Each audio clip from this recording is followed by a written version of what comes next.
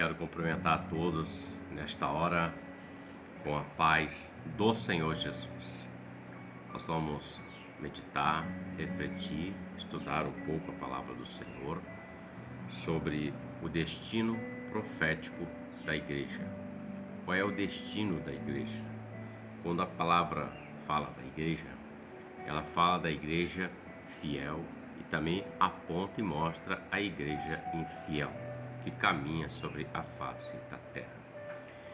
Em Efésios capítulo 5, o verso de número 32 está escrito assim: grande é este mistério, digo, porém, a respeito de Cristo e da igreja.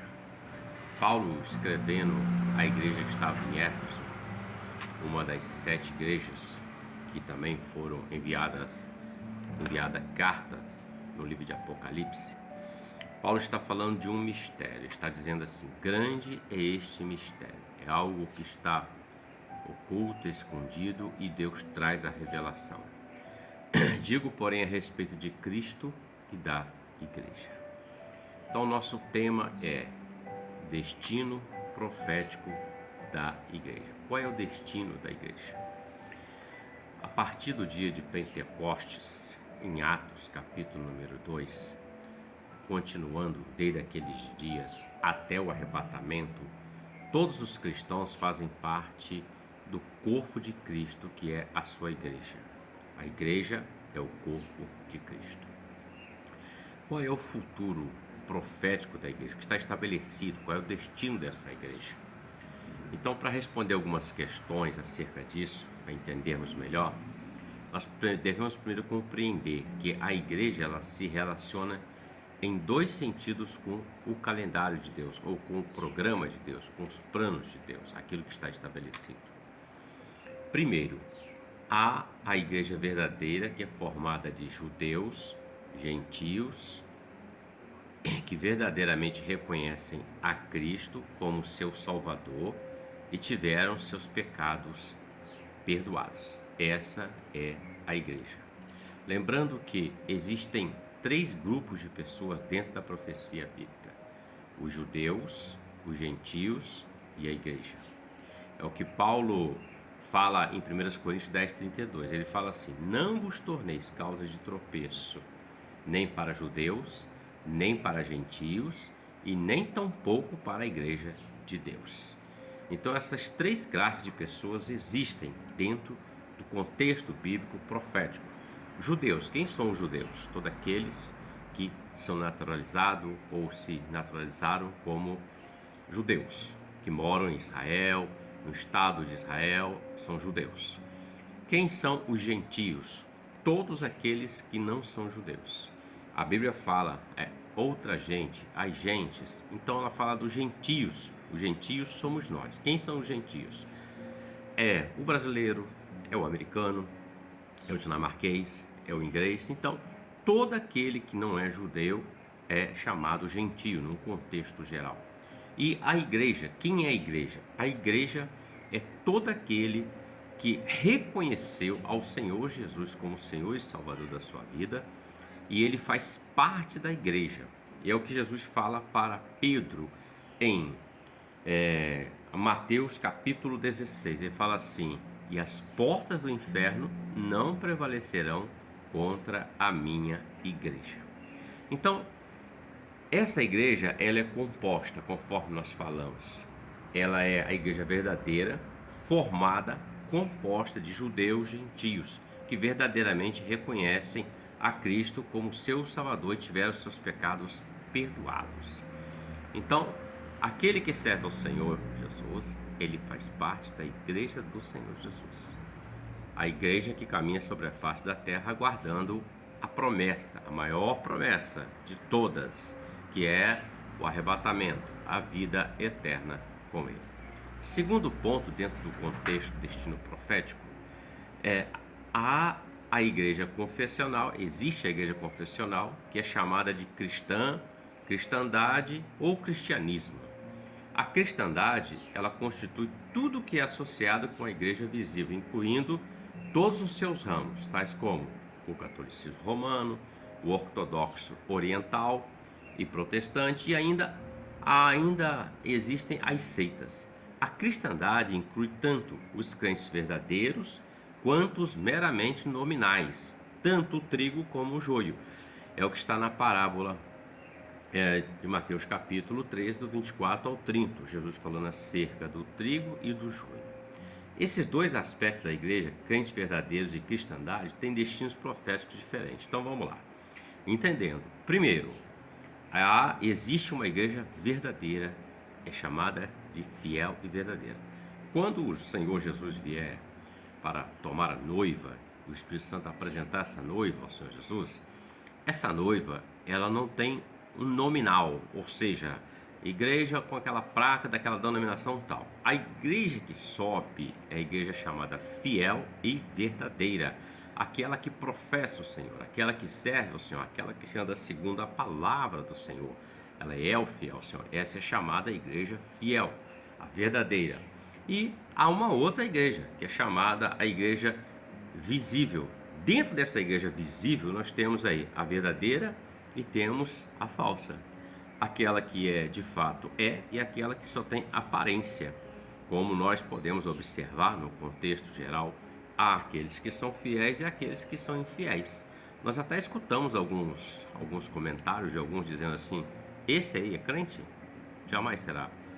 É só engano. Então, existe dentro do cristianismo nominal o fiel e o infiel, o trigo e o joio. E ambos têm o seu destino. Dentro do calendário do Senhor, o próximo evento profético para a igreja é o arrebatamento. No Evangelho de João, no capítulo 14, verso 1 ao 3, eu vou ler aqui, ele fala assim: não se turbe o vosso coração, credes em Deus, credes também em mim. Na casa de meu pai há muitas moradas. Se não fosse assim, eu vou-lo teria dito, pois vou preparar-vos lugar. E se eu for e vos preparar lugar, virei outra vez, e vos levarei para mim mesmo, para que onde eu estiver estejais vós também. O que o Senhor Jesus está dizendo aos apóstolos naquele momento? Ele estava dando suas últimas instruções, porque depois disso daqui, ele iria ser preso, flagelado, crucificado, morto e sepultado. Mas ele ressuscitaria o terceiro dia, vencendo a morte e o inferno, para a glória de Deus Pai Todo-Poderoso. Então, próximo evento que existe é o que Jesus está dizendo: eu virei outra vez e vos levarei para mim mesmo, para que onde eu estiver estejais vós comigo. Veja bem, Cristo subiu aos céus, está à direita de Deus Pai Todo-Poderoso. Então, aonde Ele está, nós estaremos com Ele na eternidade com Deus. É uma promessa. Então, no arrebatamento, todos os crentes vivos e mortos serão arrebatados entre as nuvens para o encontro com o Senhor nos ares. Esse evento, ele pode acontecer a qualquer momento, sem aviso prévio, sem dizer assim: vai ser amanhã, vai ser depois de amanhã. Não, é algo que vai acontecer, como diz Paulo, no piscar de olhos, no abrir e fechar os olhos, o de repente de Deus, de repente. Em 1 Tessalonicenses 4,17, o próprio apóstolo Paulo escreve à igreja que está em Tessalônica, dizendo o seguinte, no capítulo 4, verso 17. Vamos ler a partir do 16, para melhor entendimento. Porque o mesmo Senhor descerá do céu com alarido e com voz de arcanjo, e com a trombeta de Deus, e os que morreram em Cristo ressuscitarão primeiro. Depois nós, os que ficarmos vivos, seremos arrebatados juntamente com eles nas nuvens, a encontrar o Senhor nos ares, e assim estaremos sempre com o Senhor. Então Paulo está falando aqui de um evento único, ele está falando de um arrebatamento. Ele diz: o Senhor descerá do céu, e com a voz do arcanjo, a trombeta de Deus, os que morreram em Cristo ressuscitarão primeiro, e depois nós que ficarmos vivos serão arrebatados juntamente com ele as nuvens. Então é um evento rápido, único, mas somente para a igreja fiel. Nesta era, o tempo que vivemos, a igreja, que é a noiva de Cristo, totalmente comprometida com seu noivo, ela tem sido comprada, ela foi comprada com o sangue do Senhor Jesus. O noivo voltou para a casa do Pai para se preparar, ou para preparar um lugar para sua noiva. Enquanto ele está fora, durante o período da igreja, a era da igreja, que nós estamos vendo desde Atos, do capítulo 2, Atos dos Apóstolos, quando o Espírito Santo veio, desceu, a igreja foi consagrada pelo Espírito Santo, ungida, foi dotada de poder.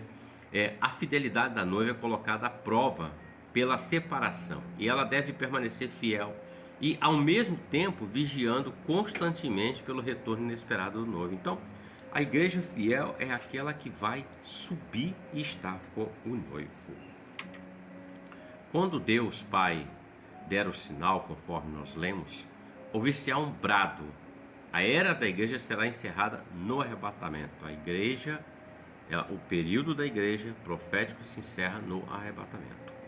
Ela, digamos, nasceu e foi consagrada em Pentecostes, Atos capítulo 2, e ela encerra o seu tempo profético no arrebatamento. A cristandade que nós, digamos, falamos aqui acerca, existe dois tipos de cristãos, o nominal e o fiel. Essa cristandade, pelo contrário, será deixada para trás para entrar no período de tribulação e está sendo preparada para servir, como está escrito na palavra, a meretriz de Satanás. É o que está no capítulo 17 do verso 1 do livro de Apocalipse. A cristandade vai ajudar a facilitar a grande ilusão do anticristo na forma de igreja mundial. Então haverá uma religião mundial, não é como hoje, várias denominações, religiões, não.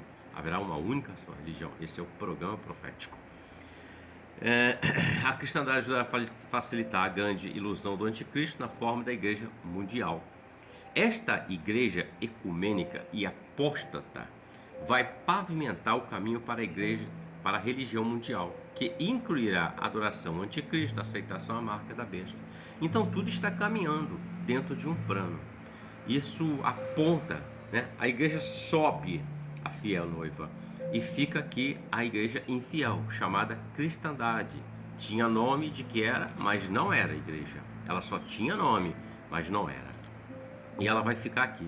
Em Apocalipse capítulo 13, do 11 ao 18, fala do falso profeta, né, que será o cabeça da igreja mundial durante a tribulação, como aquele que advoga em nome do anticristo, a aceitação do número da besta, que é 666, que está escrito em Apocalipse. Assim como o papel da verdadeira igreja é proclamar a verdade de Deus, assim também a meretriz de Satanás terá um papel em proclamar o seu engano. Lembrando que, quando os apóstolos perguntaram para o Senhor Jesus: Senhor, quando sucederão essas coisas do fim dos tempos? Quando vai se encerrar o tempo? Jesus, a primeira palavra que Jesus dá é o seguinte: acautelai-vos que ninguém vos engane. Então ele está dizendo que o maior perigo do fim dos tempos ou dos nossos dias, até o término do período da igreja, se chama engano.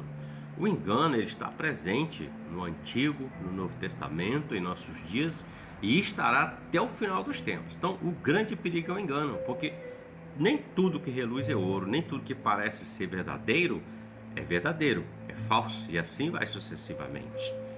Então o destino da igreja, a igreja, ela é singular no plano de Deus e separada do plano para Israel. Deus tem um plano para a igreja e tem um plano para Israel e tem um destino também para aqueles que são chamados falsos. Todos têm um destino: a igreja, gentios e Israel.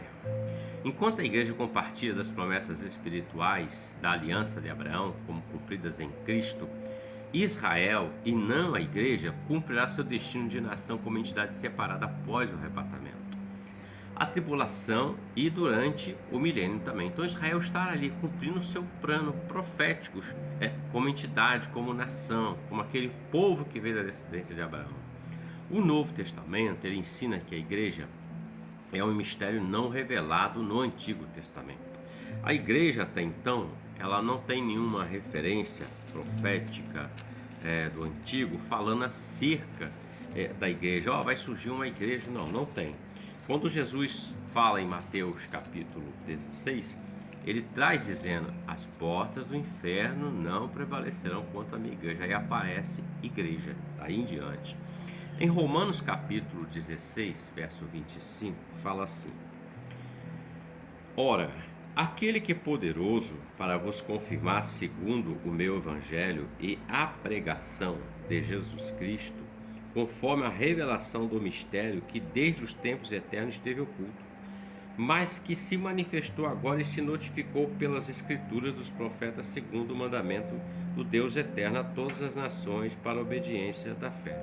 Então ele está falando de um mistério que foi revelado, né? O Senhor Jesus revelou acerca da igreja.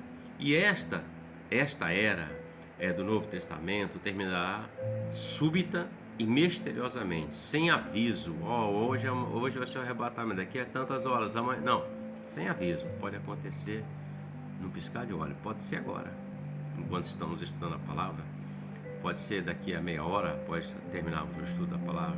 Vai acontecer. Então esta era terminará súbita e misteriosamente. Portanto, a igreja não tem destino profético terreno. O destino profético da igreja não é terreno, nação Israel, terra, gentios que não servem ao Senhor, terra. Mas a igreja não, ela sobe. O destino da igreja é a eternidade com Deus, é estar nos céus com Deus.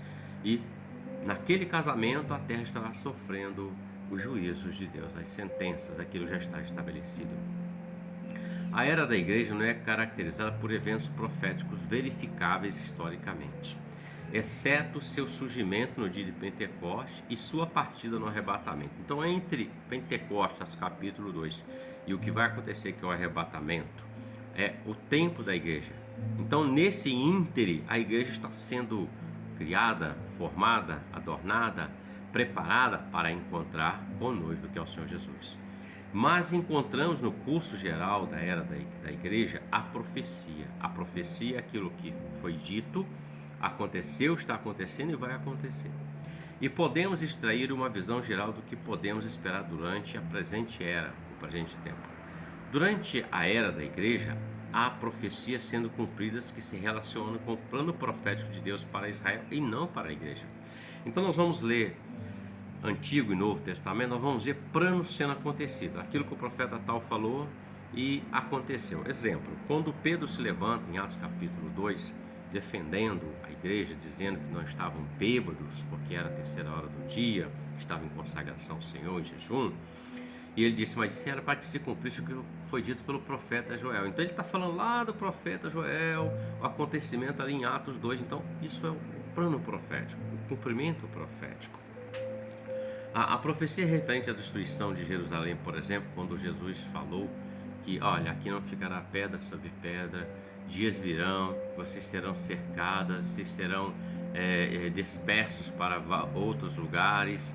Então, isso aconteceu no ano 70. Então, Deus falou, vai acontecer. Nós só não sabemos exatamente o dia certo, a hora certa, o momento certo. As profecias caminham para um acontecimento e você evidencia. Porém, o arrebatamento da igreja não existe um sinal específico. Ele vai acontecer desde o nascimento da igreja e vai se encerrar no arrebatamento. O período da igreja entre si não está dizendo, esse vai ser o dia do arrebatamento. Vai ser assim. Não tem eventos proféticos, marcadores proféticos, mas pode acontecer a qualquer minuto. Então, nós vamos observar aqui 3 passagens do Novo Testamento que revelam o curso geral da era da igreja. As parábolas de Mateus capítulo 13 referem-se à igreja em termos como o reino de Deus aqui na terra. Ela ainda está na terra. O que abrange o tempo entre a primeira e a segunda vinda de Cristo. Então, conforme a parábolas do capítulo 13, não vou ler ela toda aqui porque é grande, mas você vai ler todo o capítulo 13 pontualmente e vai verificar. Nós podemos resumir o ensinamento sobre o curso desta era, do nosso tempo, dizendo o seguinte: primeiro, haverá uma semeadura da palavra por toda a era, ou seja, o semeador saiu a semear. 2, será imitada pela semeadura de uma mensagem falsa, o trigo e o joio. O reino assumirá enormes proporções externas. A parábola da semente da mostarda vai crescer, né? E 4, será marcado pela corrupção doutrinária interna, porém o Senhor obterá para si mesmo, ou seja, dentro do contexto da palavra, 5. Um tesouro particular dentre os filhos, ou seja, a parábola do tesouro. 6. Dentre a igreja também achará um tesouro. E 7. A era terminará em julgamento com os ímpios excluídos do reino a ser inaugurado e os justos reunidos para desfrutar da bênção do reino do Messias. A parábola da rede. Então nós podemos observar que dentro do capítulo 13, você leia pontualmente, o tempo aqui é curto, mas você leia todas as parábolas, você vai ver que profeticamente está apontando um curso da igreja até o final da igreja. Apocalipse 2 e 3 se refere ao programa da igreja, não do reino, porque as 7 cartas Jesus escreve e manda entregar a igrejas e não a um reino. Ele está falando de igrejas, mostrando tipos de igreja em seu tempo passado local e o seu tempo profético atual e apontando para o futuro. Então, são igrejas chamadas igrejas proféticas, as cartas. Pois bem, assim, essa visão das 7 cartas, das 7 igrejas, começou no Pentecostes, terminará no arrebatamento, como indicado em Apocalipse 4, quando João olhou para o céu e viu uma porta aberta e o convite: venha, e João foi. Essas 7 igrejas históricas no primeiro século oferecem um padrão dos tipos de igreja que vão existir ao longo de toda a história da igreja. Nós temos a primeira de Éfeso, aceitável. Nós temos Esmina, que era uma igreja perseguida. Nós temos a igreja de Laodiceia, que é a última igreja, que é a igreja chamada nem quente nem fria, mas morna. Estamos vivendo esses dias. Então ela aponta profeticamente. As epístolas, as cartas, existem passagens que apontam sobre isso. Por exemplo, em 1 Timóteo, capítulo 4, do verso número 1 ao verso 3, nós vamos encontrar o apóstolo Paulo falando acerca dos acontecimentos já previstos. Veja que ele fala: mas o Espírito expressamente diz que nos últimos tempos apostatarão alguns da fé, dando ouvidos a espíritos enganadores e a doutrinas de demônios, pela hipocrisia de homens que falam mentiras, sendo cauterizada a sua própria consciência. Então ele fala o Espírito Santo, está em letra maiúscula, Espírito. Ele diz que nos últimos tempos apostatarão. Apostatar quer dizer abandonar a fé genuína e verdadeira, se afastar da fé genuína e verdadeira. Então, é um exemplo, é o que nós estamos vivendo. Há muitas coisas em nossos dias que são contrárias à palavra. Não precisa nem ser um especialista da palavra, um doutor da palavra. Basta ver o que está acontecendo versus o que é a palavra e você vai ver, mas isso está diferente. Isso não é o que diz a Bíblia. Alguém vai dizer: mas a Bíblia é um livro arcaico. Não, enganado. A Bíblia, ela é a palavra de Deus. Só reforçando aqui, a Bíblia fechada é um livro de capa, várias cores, está ali, tem um título. Mas quando você abre, ela é a palavra viva e eficaz, mais penetrante do que espada alguma de 2 gumes, penetra até a divisão da alma e do espírito, e é apta para discernir as intenções do coração. Ela é a palavra viva de Deus. À medida que nós vamos lendo, e com a direção do Espírito Santo, um coração contrito e sincero, nós vamos observando que Deus está falando ao seu povo, está mostrando o que aconteceu, está acontecendo e o que vai acontecer. Deus já deu seu pré-aviso dos acontecimentos, e tudo que ele fala é ser fiel até a morte. É como Jesus fala assim: olha, 2 classes de pessoas, um construiu a sua casa sobre a rocha, outro sobre a areia. Os 2 passaram pelas intempéries, as lutas da vida, os rios, as águas, a chuva, tudo isso. Mas a casa que estava na areia, ela caiu, mas a que estava na rocha, ela ficou de pé. Por quê? Ele ouviu e praticou a palavra. Essa é a diferença entre ouvir e ouvir. Ouvir e praticar. Você ouve, ela desce ao teu coração, a tua fé aumenta, você crê mais, sobe até o teu intelecto e você começa a fazer conforme a palavra manda. Isso é a igreja fiel. Então veja, os apóstolos repetidamente advertiram os crentes, naquele tempo, a se prevenirem dos desvios da sã doutrina ou apostasia. O fato de vermos tantos desvios hoje é um claro sinal de que estamos nos tempos do fim. É um sinal. Embora o Novo Testamento não contenha profecias específicas concernentes à era da igreja, as passagens bíblicas, elas mostram um quadro geral do curso desta era. Todas as três indicam que a apostasia vai caracterizar a cristandade durante o tempo em que ocorrer o arrebatamento. Então veja, a passagem, eu li 1 Timóteo, nós podemos ver 2 Timóteo capítulo 3 também, que fala assim, 2 Timóteo capítulo 3, do verso 1 em diante, fala assim: sabe, porém, isto, que nos últimos dias sobrevirão tempos trabalhosos. Não é o que estamos vivendo? Porque haverá homens amantes de si mesmos, avarentos, presunçosos, soberbos, blasfemos, desobedientes a pais e mães, ingratos, profanos, sem afeto natural, irreconciliáveis, caluniadores, incontinentes, cruéis, sem amor para com os bons, traidores, obstinados, orgulhosos, mais amigos dos deleites do que amigos de Deus, tendo a aparência de piedade, mas negando a eficácia dela. Deste, afasta-te. Então veja o que Paulo escreve na segunda carta a Timóteo. Ele está falando disso. Nós não estamos vivendo isso? Nós lemos aqui vários tipos de pessoas orgulhosas, deleites, mais amigos dos deleites do que de Deus, blasfemos. Não estamos vivendo tanta blasfêmia nos nossos dias? Isso dói o nosso coração. O coração dói. Paulo fala sobre isso, é uma verdade. O coração dói quando nós vemos aquilo que está contra a palavra do Senhor e o homem que foi feito à imagem e semelhança de Deus caminhando para uma destruição, sendo que Deus tem um plano melhor para ele, um plano eterno, um plano profético maravilhoso, onde ele estará na eternidade com o Senhor e tudo vai passar e tudo será novo para a glória de Deus Pai. Porém, o homem precisa estar dentro do centro da vontade do Senhor. A igreja, após o arrebatamento, ela estará no céu. O Novo Testamento ensina que a igreja será removida pelo arrebatamento antes do início da tribulação. É o que cremos. Existem outras versões, mas é o que cremos. A igreja estará no céu durante a tribulação, como representado pelos 24 anciões que estão em Apocalipse capítulo 4, 9, 17, 14. E durante esses 7 anos passará pelo julgamento diante do trono de Cristo. Ou seja, não é que a igreja subiu, ela vai passar diante do trono de Cristo e ela vai ser julgada e será condenada. Não, isso precisa ser bem entendido. Isso no próximo nós estaremos aqui colocando. Então, quem sobe já está no céu. Ele não será tirado do céu e será jogado no lago de fogo, não é isso. Essa questão aqui é a questão das obras que foram feitas, que em outro momento nós vamos falar sobre isso daqui. Então, seguindo.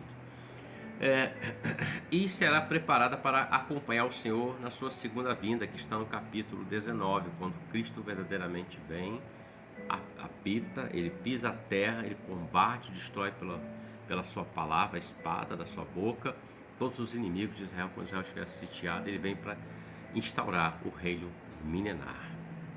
Enquanto o próximo evento para a verdadeira igreja é o seu translado da terra para os céus, os descrentes deixados na igreja organizada ou institucional, lembrando sempre, igreja nominal, vão passar pela tribulação e formarão a base da super-igreja apóstata que o falso profeta, já descrito em Apocalipse 13, vai usar para ajudar o governo mundial do anticristo.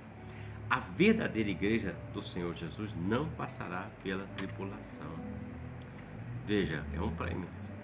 A igreja no milênio, como disse, Jesus vem e instaura o milênio. Quem vem com ele? A igreja, Apocalipse 19. Durante o milênio, todos os membros da igreja vão reinar e governar com Cristo. Em Mateus 19, 28, Jesus disse aos seus discípulos que eram membros da igreja que ele se assentaria junto com ele no trono, no seu reino, e governaria sobre as 12 tribos de Israel. Além disso, em 2 Timóteo 2,12, Paulo escreve assim: se perseveramos, também com ele reinaremos. Então ele fala de perseverança e de prêmio, reinar. O principal propósito do milênio é a restauração de Israel e do governo de Cristo sobre o povo judeu, porque ele virá, todo olho verá e verão que aquele foi o que foi traspassado, o que eles rejeitaram, o que João escreve no Evangelho de João, no capítulo 1. Veio para os seus, mas os seus o rejeitaram. Então veja, queridos, essa é a igreja, o arrebatamento da igreja. A igreja será levada aos céus. Qual é o destino? O céu com Deus. Então, para tanto, eu preciso levantar as mãos e aceitar a Cristo como Senhor e meu Salvador. Reflita sobre isso. Que Deus te abençoe com a paz do Senhor Jesus. Amém?